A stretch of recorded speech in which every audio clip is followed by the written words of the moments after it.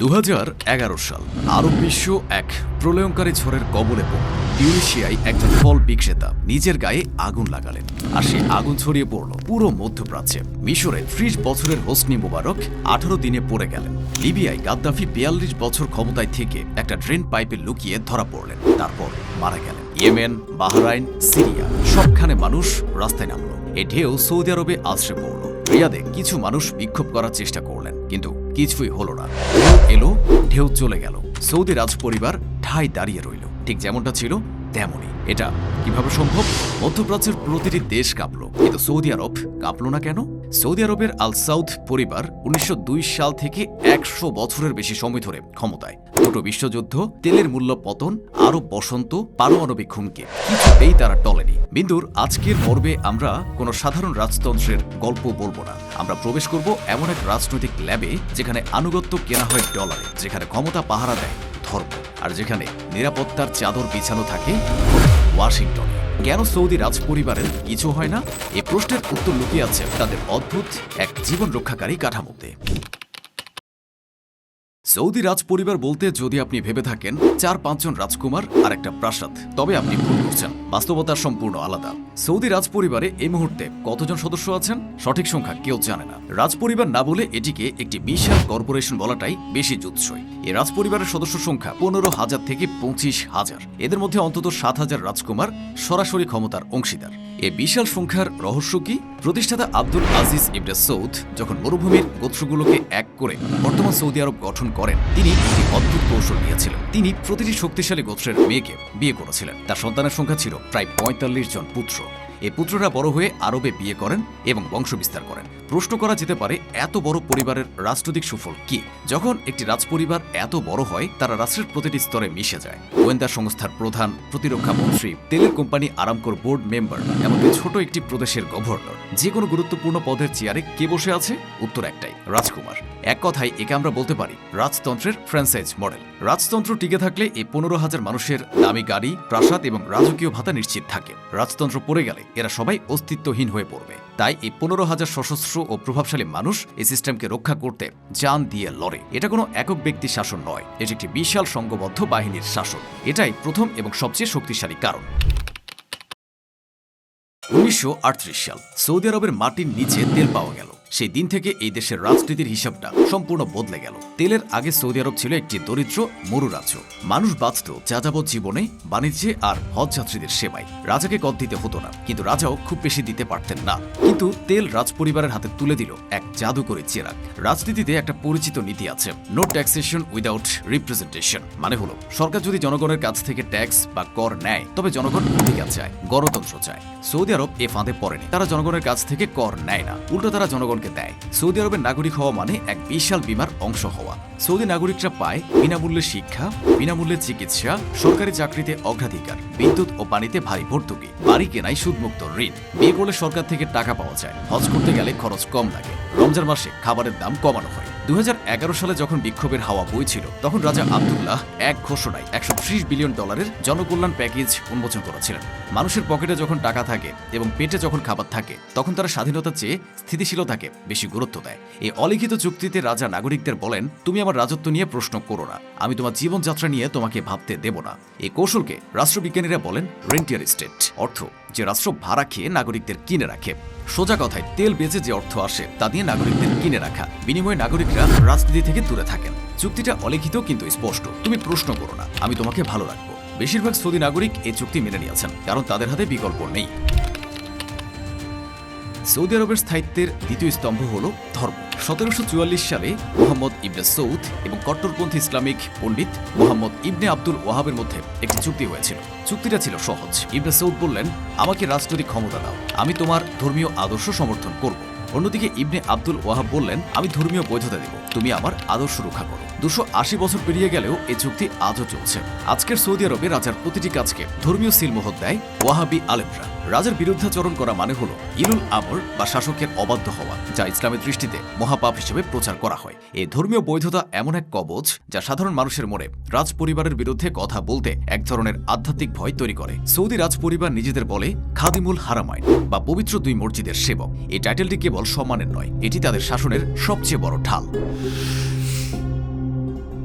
1979 সাল জুহাইমান আল উতাইবি নামের এক কট্টরপন্থী মক্কায় মসজিদুল হারাম দখল করে নিলেন। দাবি করলেন রাজ পরিবার দুর্নীতিগ্রস্ত, পশ্চিমের দাস এবং ইসলাম থেকে বিচ্যুত। 2 সপ্তাহ মসজিদ অবরুদ্ধ ছিল।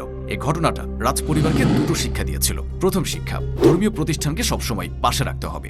দ্বিতীয় শিক্ষা, যারা ধর্মের নামে বিরোধিতা করবে তাদের আগে থেকে নিস্তার করতে হবে, তাদের আগে থেকেই নিরস্ত করতে হবে। সেই থেকে সৌদি আরবে ধর্মীয় শিক্ষায় আরো বেশি বিনিয়োগ হলো, কিন্তু সেই শিক্ষা যাতে রাজ পরিবারের সমর্থনেই থাকে। এটা একটা সূক্ষ্ম কিন্তু গুরুত্বপূর্ণ পার্থক্য। রাজ পরিবার বুঝেছিলেন ধর্ম যেমন ঢাল হতে পারে তেমনি তলোয়ারও হতে পারে। সেই থেকে তারা ধর্মকে কেবল লালন নয়, কঠোরভাবে নিয়ন্ত্রণ করে। কল্যাণ রাষ্ট্র এবং ধর্মীয় বৈধতা, এই দুটো দিয়ে বেশিরভাগ মানুষকে সামলানো যায়, কিন্তু যারা তেলের সুবিধা আর ধর্মের কথা শুনেও শান্ত থাকে না, তাদের জন্য আছে সৌদি আরবের কুখ্যাত নিরাপত্তা ব্যবস্থা। এখানে নিরাপত্তা ব্যবস্থা কেবল পুলিশ নয়, আল মুখাবারাত বা গোয়েন্দা সংস্থা এখানে এতটাই শক্তিশালী যে বলা হয় আপনার ড্রয়িং রুমেও তাদের কান আছে। সামাজিক মাধ্যমে একটিও বিরূপ টুইট বা পোস্ট আপনাকে গুম করে দেওয়ার জন্য যথেষ্ট। কিন্তু শুধু পুলিশি ব্যবস্থা দিয়ে একটা দেশ দীর্ঘদিন টিকিয়ে রাখা যায় না। সৌদি আরবের আসল কাজটা হয় সামাজিক নজরদারিতে। এখানে পরিবার পরিবারকে দেখে, গোত্র গোত্রকে দেখে। কমিউনিটির মধ্যে এমন একটা পরিবেশ তৈরি হয়েছে যেখানে বিরোধিতা করা সামাজিকভাবেই কঠিন। মোহাম্মদ বিন সালমান ক্ষমতায় আসার পর একটা কাজ করলেন যা দেখে পুরো পৃথিবী হতবাক হয়ে গিয়েছিল। 2017 সালের নভেম্বরে রিয়াদের বিলাসবহুল রিচ কার্লটন হোটেলে ডাকা হলো সৌদি আরবের সবচেয়ে ক্ষমতাবান মানুষদের। সেখানে উপস্থিত ছিলেন রাজকুমার, ব্যবসায়ী ও সামরিক কর্মকর্তারা। তারপর হোটেল ঘিরে ফেলা হলো, গ্রেফতার করা হলো প্রায় 200 জনকে। বলা হলো এটি একটি দুর্নীতি বিরোধী অভিযান, কিন্তু এটা ছিল একটা ইনার কু। যারা ভবিষ্যতে এমবিএস এর প্রতিদ্বন্দ্বী হতে পারতেন তাদের একসাথে দুর্বল করা হলো, তাদের সম্পদ নেওয়া হলো, তাদের আত্মসম্মান নষ্ট করা হলো, তাদের নেটওয়ার্ক ভাঙা হলো। মাত্র কয়েক মাসে এমবিএস সৌদি আরবের ইতিহাসে সবচেয়ে শক্তিশালী ক্রাউন প্রিন্স হয়ে গেলেন। এর মাধ্যমে এমবিএস বুঝিয়ে দিলেন রাজ পরিবারের ভেতরের কেউই নিরাপদ নয় যদি সে রাজার কথার বাইরে যায়। এই কঠোর নিয়ন্ত্রণে নিশ্চিত করে যে ভেতরে কোনো বিভাজন যেন দানা বাঁধতে না পারে। সৌদি রাজ পরিবারের পতন কেন হয় না? তার বড় একটা কারণ সমুদ্রের ওপারে আটলান্টিকের তীরের হোয়াইট হাউসে লুকিয়ে আছে। বাইরে থেকে যদিও কেউ সৌদি রাজ পরিবারকে উৎখাত করার চেষ্টা করে তাহলে কি হবে? উত্তরটা সহজ, আমেরিকা আসবে। আমরা একটু অতীতে ফিরে যাই। 1945 সালের ফেব্রুয়ারি, দ্বিতীয় বিশ্বযুদ্ধ শেষ হওয়ার পথে প্রেসিডেন্ট ফ্রাঙ্কলিন রুজভেল্ট সুয়েজ খালে একটা জাহাজে বসে সৌদি রাজা আব্দুল আজিজের সঙ্গে দেখা করলেন। সেই বৈঠকে একটা অলিখিত চুক্তি হলো। চুক্তিটি এরকম, আমেরিকা সৌদির তেল পাবে এবং সৌদি নিরাপত্তা নিশ্চয়তা দেবে। 1945 সালের সেই ঐতিহাসিক চুক্তির পর থেকে আমেরিকা সৌদি আরবের নিরাপত্তার বিমা হিসেবে কাজ করছে। সূত্রটা সহজ, আমেরিকা নিরবিচ্ছিন্ন তেল পাবে এবং তেলের বাজার ডলারে নিয়ন্ত্রিত হবে। বিনিময়ে আমেরিকা সৌদি রাজ পরিবারকে বাইরের যে কোনো হামলা থেকে বাঁচাবে। 80 বছর ধরে এই চুক্তি চলছে। 1990 সালে সাদ্দাম হোসেন যখন কুয়েত দখল করেছিলেন তখন আমেরিকা 5 লাখ সৈন্য পাঠিয়েছিল কেবল সৌদি আরবকে রক্ষা করার জন্য। আমেরিকান সামরিক ঘাঁটি এখনও সৌদি আরবে এবং আশেপাশে আছে। যদি কোনো বাইরের শক্তি সৌদি আরবে হামলা করতে চায়, সেটা ইরান হোক বা যেই হোক, সরাসরি আমেরিকার সাথে লড়তে হবে। এই নিরাপত্তা ছাতাটা পৃথিবীর সবচেয়ে দামি ইন্স্যুরেন্স পলিসি। একটা প্রশ্ন আসতে পারে, আমেরিকা কেন এত বিনিয়োগ করে? কারণ সৌদি আরব শুধু তেল দেয় না, সৌদি আরব তেলের বাজারকে নিয়ন্ত্রণ করে। ওপেকের সবচেয়ে প্রভাবশালী সদস্য সৌদি আরব। তেলের দাম বাড়াতে বা কমাতে হলে সৌদি আরবকে রাজি করাতে হয়। পেট্রো ডলার সিস্টেম, যেখানে তেলের কেনা বেচা হয় ডলারে। এই ব্যবস্থা টিকিয়ে রাখতে সৌদি আরবের ভূমিকা অপরিহার্য। সৌদি রাজ পরিবার পড়ে গেলে এই পুরো কাঠামো ঝুঁকিতে পড়বে। তাই আমেরিকার স্বার্থ আছে তাদের টিকিয়ে রাখার। মানবাধিকার নিয়ে হাজারো বিতর্ক থাকলেও, জামাল খাশোগি হত্যাকাণ্ডের মতো চরম ঘটনা ঘটলেও আমেরিকার কাছে সৌদি আরবকে ত্যাগ করার কোনো উপায় নেই। কারণ সৌদি আরবের পতন মানে বিশ্ব অর্থনীতিতে ধস এবং তেলের বাজারের নিয়ন্ত্রণ হারিয়ে ফেলা। এই বাহ্যিক সমর্থনই সৌদি রাজ পরিবারকে বিশ্বের দরবারে এক ধরনের অনর সুরক্ষা দেয়। সৌদি আরবের আধুনিকতার নিচে একটি শক্তিশালী মধ্যযুগীয় কাঠামো আছে। সেটা হলো ট্রাইব্যুনাল লয়ালিটি বা গোত্রীয় আনুগত্য। এক কথায় সৌদি আরব একটা গোত্রভিত্তিক সমাজ। হাজার বছরের ইতিহাসে এখানকার মানুষ পরিচিত ছিলেন গোত্র দিয়ে। আল শামর, আল রশিদ, আল কাহতানি গোত্রের নেতাই সব সিদ্ধান্ত নেন। এখানে গোত্রের সম্মানই সবচেয়ে বড়। আল সৌদ পরিবার এই গোত্র কাঠামোকে ভেঙে দেয়, বরং এর ভেতরে নিজেদের ঢুকিয়ে দিয়েছে। কিভাবে? তারা প্রতিটি বড় গোত্রের সাথে আত্মীয়তার সম্পর্ক গড়ে তুলেছে। ক্ষমতাবান গোত্রের মেয়েদের সাথে রাজকুমারদের বিয়ে, রাজকন্যাদের বিয়ে গোত্র প্রধানদের ছেলেদের সাথে হয়। এভাবে সৌদি রাজ পরিবার গোত্রে গোত্রে আত্মীয়তার সম্পর্ক তৈরি করেছে। এই নেটওয়ার্কটা অদৃশ্য কিন্তু অত্যন্ত শক্তিশালী। কোনো গোত্র যদি বিদ্রোহ করতে চায়, তবে তাদের মনে পড়ে যে রাজ পরিবারের কোনো না কোনো রাজকুমারের মা তাদেরই গোত্রের মেয়ে। এই বৈবাহিক কূটনীতি রাজ পরিবারকে একটি দুর্ভেদ্য সামাজিক দুর্গ এনে দিয়েছে। ফলে বিদ্রোহ মানে শুধু রাজার বিরুদ্ধে যাওয়া নয়, পরিবারের বিরুদ্ধে যাওয়া।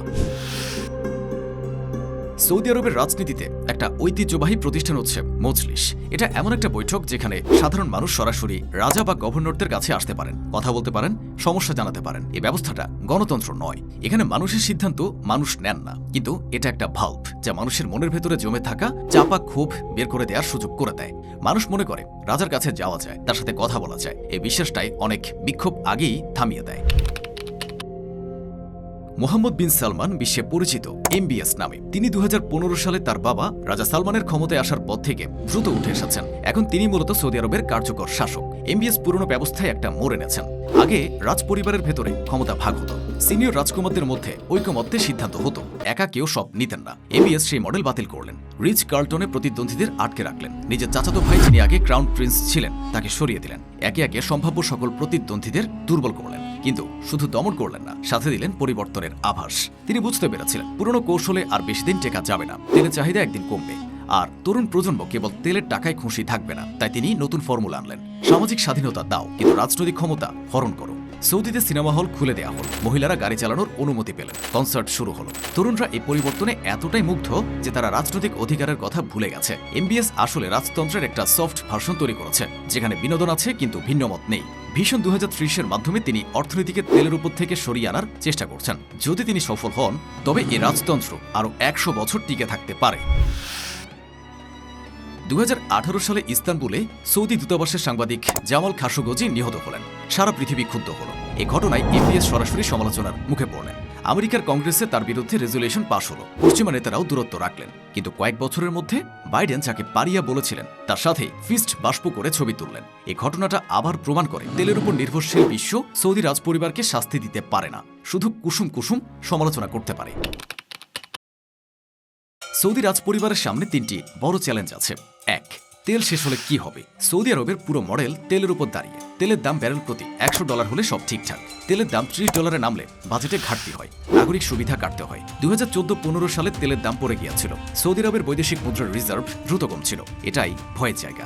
যদি 2040 সালের মধ্যে পৃথিবী ইলেকট্রিক কারের দিকে পুরোপুরি ঝুঁকে পড়ে, তবে সৌদি আরবের খাজান্সি খানা শূন্য হয়ে যাবে। নাগরিকদের তখন সুবিধা কাটছাট করতে হবে, আর তখনই শুরু হবে গণবিদ্রোহ। ভীষণ 2030। MBS-এর এই পরিকল্পনা মূলত এই ভয় থেকে জন্ম নিয়েছে। 2. রাজপরিবারের অভ্যন্তরীণ ক্ষমতার দ্বন্দ্ব। সৌদি আরবের ক্ষমতার হস্তান্তর এতদিন ভাই ভাই বা জ্যেষ্ঠতার ভিত্তিতে হয়ে আসছিল, যা রাজপরিবারের হাজার হাজার সদস্যের মধ্যে একটি ভারসাম্য বজায় রাখত। কিন্তু মোহাম্মদ বিন সালমান ওই ঐক্যমত্যের রাজনীতি ভেঙে ক্ষমতাকে নিজের হাতে কুক্ষিগত করেছেন। 2017 সালে রিচ কার্লটন হোটেলে নিজ বংশের প্রভাবশালী রাজকুমারদের বন্দী করা এবং সাবেক ক্রাউন প্রিন্স মোহাম্মদ বিন নাইফকে সরিয়ে দেওয়ার ঘটনাটি রাজপরিবারের প্রবীণ ও প্রভাবশালী সদস্যদের মধ্যে গভীর ক্ষোভ ও অপমানের জন্ম দিয়েছে। বংশের বয়োজ্যেষ্ঠরা মনে করছেন MBS কেবল ক্ষমতা দখল করেননি, বরং রাজপরিবারের চিরাচরিত সম্মান ও ঐক্যের মূলে কুঠারাঘাত করেছেন। এই অবদমিত ক্ষোভ যে কোনো সময় প্রাসাদের ভেতরে গুপ্ত ষড়যন্ত্র বা বিশৃঙ্খলার রূপ দিতে পারে। বিশেষ করে রাজা সালমানের অনুপস্থিতিতে এই উত্তরাধিকার নিয়ে রক্তক্ষয়ী সংঘাতের সম্ভাবনা উড়িয়ে দেওয়া যায় না। 3. আঞ্চলিক নিরাপত্তা ঝুঁকি ও ভূরাজনীতি। সৌদি আরবের ভৌগোলিক সীমানার ঠিক পাশেই ইরান ও ইয়েমেনের হুতি বিদ্রোহীদের হুমকি তাদের অস্তিত্বের জন্য বড় ঝুঁকি। গত কয়েক বছর ধরে হুতিরা সৌদি আরবের আরামকো তেল শোধনাগার এবং বিমানবন্দরগুলোতে সফলভাবে ড্রোন ও মিসাইল হামলা চালিয়েছে। এটি প্রমাণ করে যে বিলিয়ন বিলিয়ন ডলারের পশ্চিমা অস্ত্র থাকা সত্ত্বেও সৌদি আরবের আকাশ সীমা ও তেল সম্পদ পুরোপুরি সুরক্ষিত নয়। পাশাপাশি ইরানের সাথে ছায়াযুদ্ধ যদি সরাসরি সংঘাতের রূপ নেয়, তবে সৌদি আরবের পুরো অর্থনীতি ধসে পড়বে। সৌদি রাজপরিবার কেন পড়ে না? এই প্রশ্নের উত্তর একটা নয়, অনেকগুলো। 15,000 পরিবারের সদস্যের ব্যক্তিগত স্বার্থ আছে সিস্টেম টিকিয়ে রাখায়। এখানে তেলের টাকায় নাগরিকদের কেনা হয়, ধর্মীয় বৈধতা দেওয়া হয়, গোত্রীয় নেটওয়ার্কে আত্মীয়তা তৈরি হয়। আমেরিকার সামরিক ছাতা বাইরের হুমকি ঠেকায়, এবং যারা তারপরেও বিদ্রোহ করতে চায় তাদের জন্য রিচ কার্লটন আছে। কিন্তু এই সব কাঠামো একটা মৌলিক সত্যের উপর দাঁড়িয়ে। তেল যেদিন শেষ হবে বা তেলের চাহিদা যেদিন শেষ হবে, সেদিন এই পুরো কাঠামো পরীক্ষায় পড়বে। সেই পরীক্ষার জন্য ভীষণ 2030 তৈরি হচ্ছে। পর্যটন বাড়ছে, বিনোদন শিল্প বাড়ছে, প্রযুক্তিতে বিনিয়োগ হচ্ছে। MBS জানেন তেলের যুগ শেষ হওয়ার আগে নতুন ভিত্তি তৈরি করতে হবে। সেটা হবে কিনা সেটা ভবিষ্যৎ বলবে।